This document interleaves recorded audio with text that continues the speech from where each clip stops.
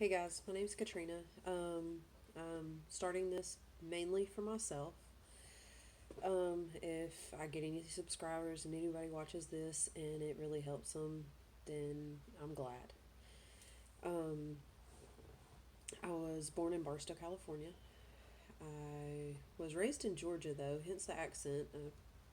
I've heard myself recorded, and I cannot believe how much of a country bumpkin I sound like. It is ridiculous. But whenever I hear myself speak in my head, it's just like I don't hear an accent at all. So it's kind of crazy hearing myself talk. But I have three kids. I got pregnant with my first kid whenever I was 15. I will be 33 in August. So she is turning 16 here in a couple weeks. It's so crazy that I have a 16-year-old. I have kept a human being alive for 16 years.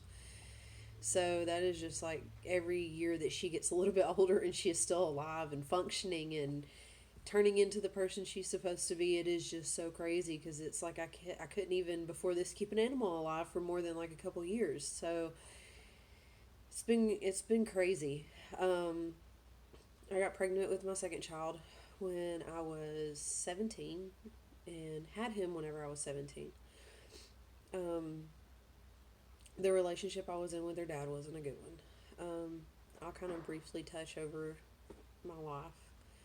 I am also creating another, I guess, episode or blog or whatever, however the phrase is, because I'm not into this kind of stuff, didn't know much about this stuff, I don't know anything about editing or nothing like that, so these are probably going to be unedited, and I don't, you're just going to have to take it for the words that I'm saying instead of, I guess, the quality. So,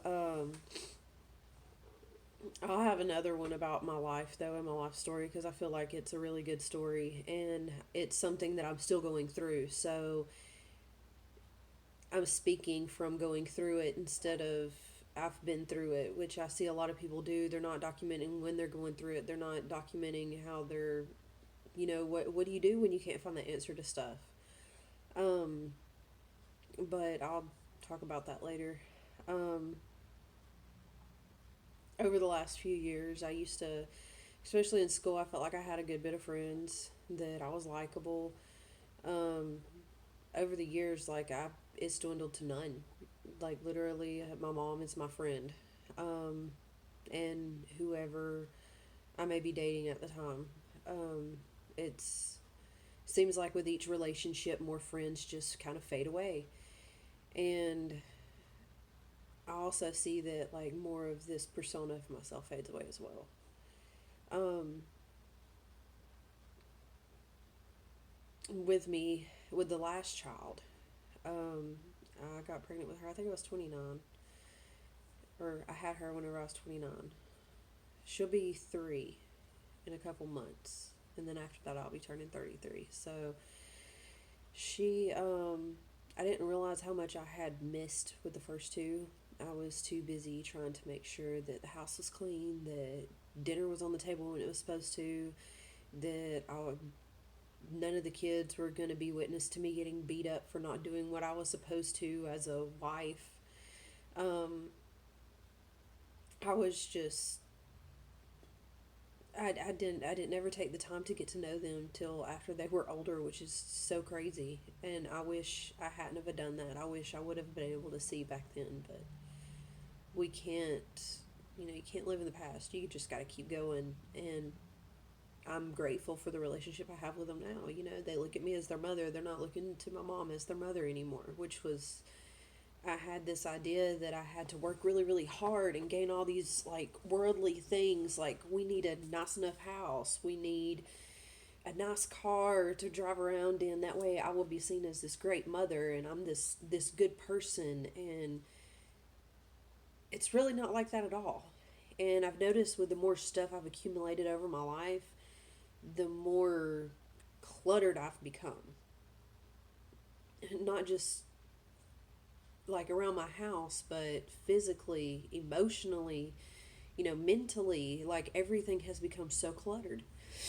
And for the last, I don't know, quite a few years now, I have been been decluttering everything. Whenever I first moved into my house, whenever I first moved out, I didn't really have much. So anything anyone was willing to give me, whether I needed it or not, it was just like, okay, well, maybe I can find a use for it. And I was always pretty crafty. Like, my mom helped someone move, and they gave her this dusty old cornucopia. And she also got like this 2-tier basket. And I was just like, okay, well, I'm sure I can figure out something. Well, that was a centerpiece on my table for a long time. I took apart all the fruits and vegetables out of that cornucopia and put it in the basket, along with the garnery and stuff that was in it, and just kind of like decorated it a little bit, I guess. And people would ask me, "Oh, where did you get that from? Where did you get that from?" And whenever they hear the story about like how I torn apart an old dusty cornucopia to get that stuff, they're just like, "What?" "Oh, you're so talented. You're so gifted." And it was just like, well, I guess, but I just kept accumulating all this stuff into my house, thinking that I would turn it into something, or I would make something out of it, or basically like one man's trash is another man's treasure, kind of, so to speak. And I can see where I've done that throughout my life. I felt that I was trash, and maybe I could to others, but I could be someone else's treasure, and it's not. That's this a totally inaccurate way to look at myself. Um, as far as like friends and stuff, like the different. Let me get that back on. Kind of the light kind of helps a little bit. The friends that I had throughout these relationships, a lot of them was based around like they were friends with the person I was with. So once that relationship kind of fizzled out, so did the friendship that was there with the people that surrounded him. And so I was basically left on my own again. And I've noticed through a lot of other friends that I've had, once they got with somebody, it's kind of like they just kind of pushed me to the side.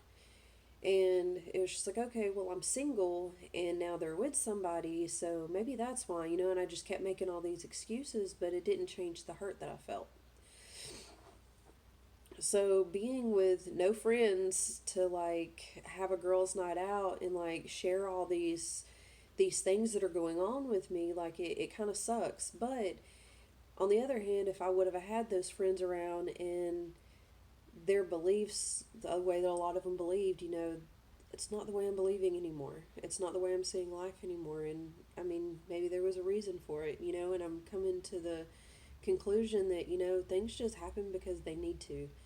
And all this shedding that's been going on with me for like the last while is what needs to happen. So I'm giving into it now and letting it happen.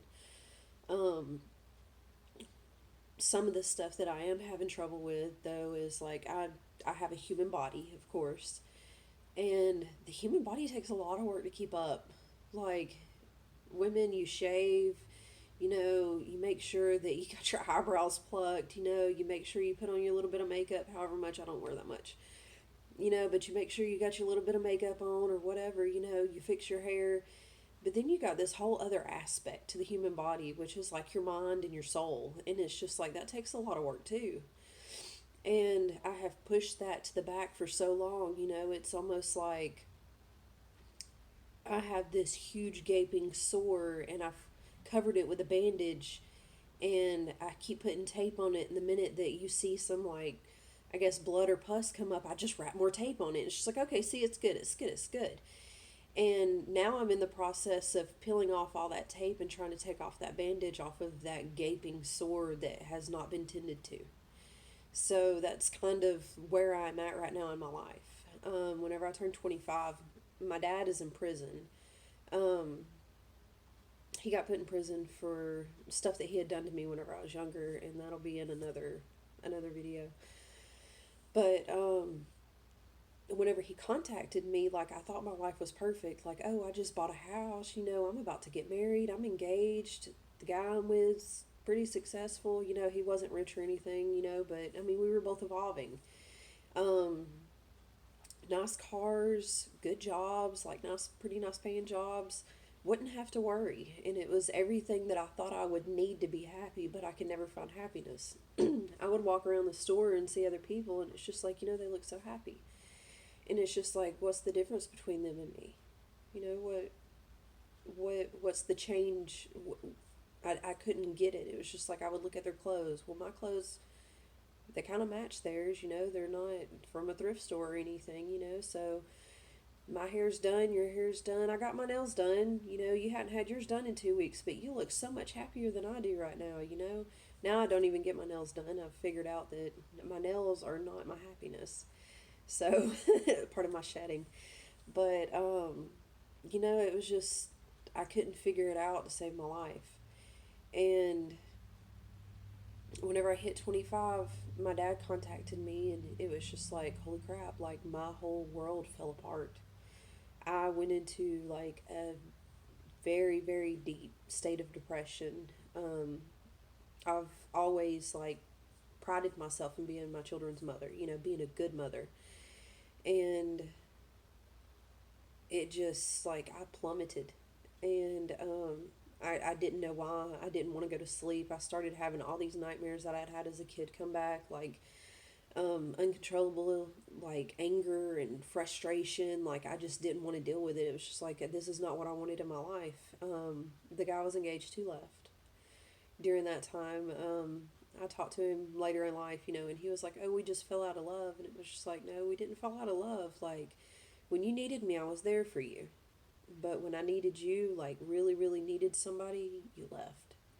So me thinking this is the person I'm going to spend the rest of my life with and I no longer have to worry, and then he just leaves me, was on top of, you know, all the stuff that I had going on emotionally and in my head. It was just like crazy. So that's whenever I started realizing, you know, like people had told me throughout my life, like, oh, I don't think you've quite healed from your childhood, you know, like you're eventually going to have to deal with that. And the longer you wait, the worse it's going to get. And it's just like my childhood, you know, that was in the past. I am a completely different person. That was left then, and I am now. You know, I was just completely in denial about all of this stuff that I had inside of me. So, not seeing that I had a problem, I knew that I had like jealousy issues, which I had been cheated on. And instead of walking out of relationships where I've been cheated on, I would stay in them. And it would just create this chaos because it's like, oh, well, now since you cheated, we have all these rules and regulations. And then I would become very controlling. And it's just like, oh, no, you messed up on this one, you know? So if you mess up on this one, does this mean you're going to slip up and cheat again, you know? So like forgiving was something I had no concept about. I'm learning how to forgive. Whenever a couple years after my dad had contacted me, I realized I had never forgiven anyone in my entire life for anything they had ever done to me.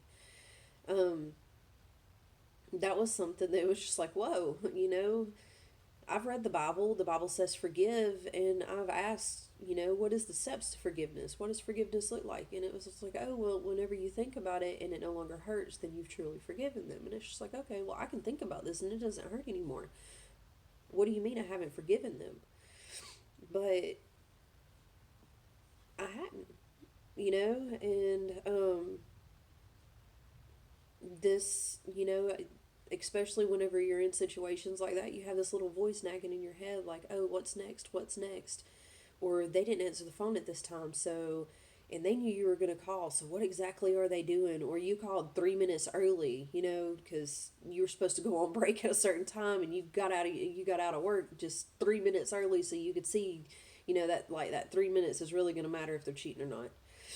But I mean, over now, I've realized that if they're going to cheat, they're going to cheat. There is nothing you can do. But trying to work through all this was just crazy, and understanding that it's me that has the problem, it's not anyone else. So hopefully this is something where I can keep record better than I do a journal, because I suck at writing in a journal every day. So taking a 10-minute video, 15-minute video, hopefully it will help me figure out where I'm at, and it'll be something to look back on so that I can see how far I've come. Like I do, I have read through my journals, and it's just like, wow.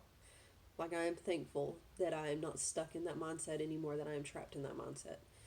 So hopefully this goes great, and I will go to make the video about my life. See ya.